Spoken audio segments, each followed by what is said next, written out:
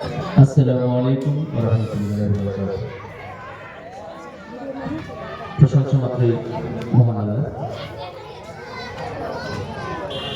আজকের এই মাদ্রাসার আঞ্জুমান অনুষ্ঠানে উপস্থিত সকলকে আমার যথাযোগ্য শ্রদ্ধা, সম্মান, স্নেহ, ভালোবাসা। যে বিষয়ের উপরে আজকের অনুষ্ঠান, সেই বিষয়ে খুব একটা বিশেষ জ্ঞান রাখি না। এ আমার অপারগতা, এ আমার অকর্মণ্যতা। তাই খুব বেশি কিছু বলবো না। যে বিষয়ে জানি না সে বিষয়ে খুব বেশি কিছু না বলাই ভালো। এমনিতে মানুষ সকাল থেকে সন্ধ্যে যত কথা বলি আমরা, তার খুব বেশি কিন্তু খুব ভালো জেনে বুঝে আমরা বলি না, বেশিরভাগটাই না জেনে না বুঝে বলি। আর ঠিক সেই কারণে আমাদের সামাজিক জটিলতাগুলো। যাই হোক, যে বিষয়গুলোতে দু এক কথা বুঝি হয়তো শেখার চেষ্টা করছি, সেই নিয়ে দু একটা কথা না বললেই নয়। একটা মাদ্রাসার ভূমিকা সমাজ থেকে দেশ গঠনে তথা আন্তর্জাতিক স্তরে তার যে ভূমিকা, সে বলে শেষ করার নয়।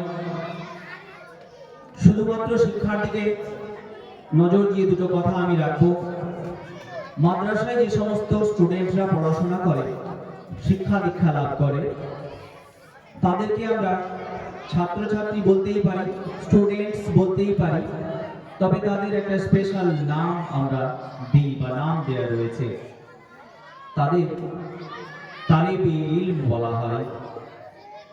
স্কুলে পড়া কোনো স্টুডেন্ট মাদ্রাসা ছাড়া অন্যান্য জায়গার ক্ষেত্রে পড়া স্টুডেন্টদেরকে কিন্তু তালিবে ইলম সাধারণত বলা হয় না। আমার একটা দুঃখ আছে এই জায়গায়, সমাজের আপামর জনসাধারণের প্রতি। আমরা এই ওয়ার্ডটাকে বিকৃতভাবে উচ্চারণ করতে অভ্যস্ত। যে ওয়ার্ডটা তালিবে ইলম, যে ওয়ার্ডটা খুব সাংঘাতিক মাত্রায় একটা গুণাবলী রয়েছে, সেই ওয়ার্ডটাকে বিকৃতভাবে আমরা সমাজে উচ্চারণ করি। সেখান থেকে আমাদের শুরু হয় এই এত সুন্দর শিক্ষা ব্যবস্থার হয়তো বা কিছুটা হলেও পদস্খলন। একটু অর্থের দিকে যাব 2 মিনিট। আজকে বর্তমান শিক্ষা ব্যবস্থা, মডার্ন শিক্ষা ব্যবস্থা, আমাদের দেশীয় থেকে শুরু করে আন্তর্জাতিক স্তরের যে শিক্ষা ব্যবস্থা, সেখানে শিক্ষা কমিশনগুলো থেকে শুরু করে যারা বড় বড় মনীষী রয়েছেন, শিক্ষাবিদ রয়েছেন, তারা দিনের পর দিন পদ্ধতিগুলোকে আপডেটেড করতে করতে চলে আসছেন। আমরা বইয়ের পাতায় পড়ছি। শিক্ষাটা বইয়ের থেকে পুঁথিগতভাবে শুধুমাত্র মুখস্থ করে নিয়ে সামনে খুব একটা এগোনো যায় না। সেই কারণে বর্তমান শিক্ষা ব্যবস্থাগুলো দশকের পর দশক ধরে, যুগের পর যুগ ধরে বদল হতে হতে চলে এসেছে। তার মধ্যে 2-1টা পদ্ধতি আমাদের হয়তো সকলেরই জানা।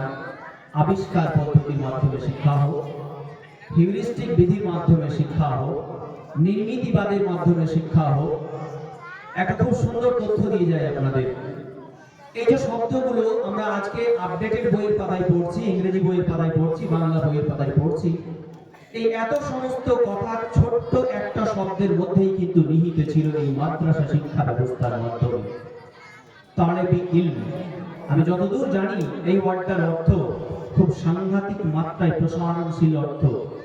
অর্থাৎ ইলম, জ্ঞান, এই জ্ঞানকে তলব করা। জ্ঞানকে শুধুমাত্র বই থেকে পড়ে নিয়ে মুখস্থ করার মধ্যে সীমাবদ্ধ এই ওয়ার্ডটার মধ্যে নেই।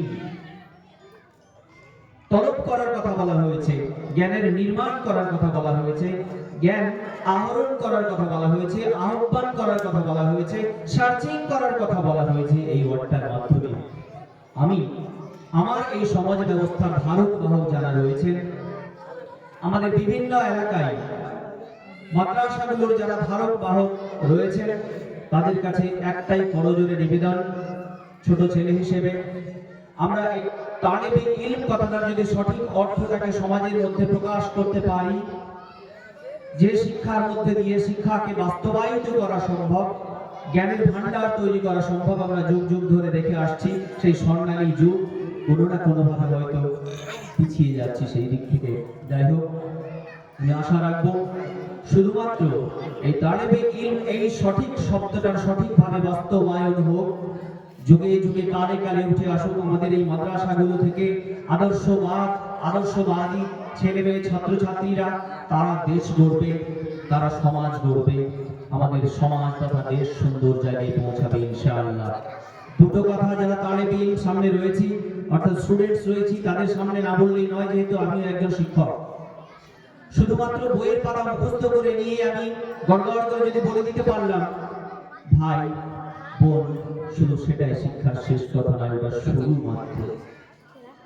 একেবারে যদি আমরা থিওরিগুলো স্টাডি করি, দেখতে পাবো ওখানে বলাই আছে সির্ফ রটনা হি নেই বলকি সমঝ করো, বলাই আছে পরিষ্কার ভাবে। শুধুমাত্র মুখস্থ করতে বলা হচ্ছে না, ওখান থেকে মুখস্থ অবশ্যই করব, তারপরে তার মিনিং, তার অর্থ, তার প্রয়োগ সমস্ত কিছু আমরা আয়ত্ত করব এবং আমাদের হাত ধরেই আমাদের সমাজ, আমাদের দেশ পরিবর্তন হবে ইনশাআল্লাহ। এই দুটো কথা রেখে, কথার মাঝে ভুল হলে আপনাদের কাছে